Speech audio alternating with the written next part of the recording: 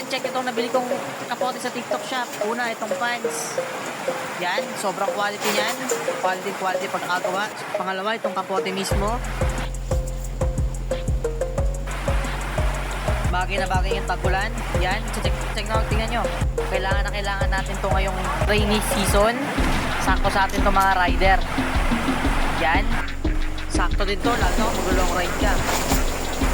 May iba-ibang sizes yan, mga men. Tingnan nyo naman, fit na fit yan. Meron pa siyang rubber doon sa may wrist para siguradong hindi papasok ang tubig. Yan, tingnan nyo naman.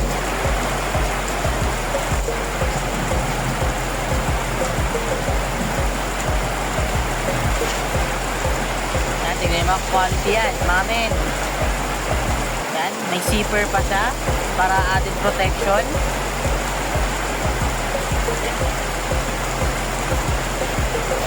Meron din siya mga botones para pang double protection natin kasi para sigurado tayo na hindi tatagos.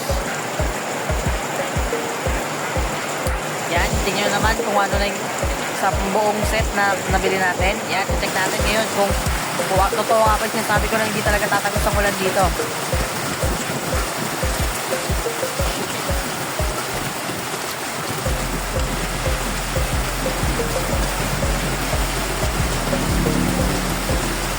Saglit lang yun ha, pero ang lakas ng ulan.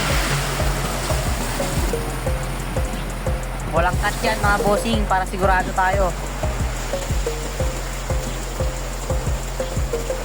Isang taon ko nang gamit to, men. Kaya ako na nagsasabi sa'yo, hindi tumatagos yung tubig dito. Pag tumagos, puntahan mo ako dito sa QC. Babal ko pera mo.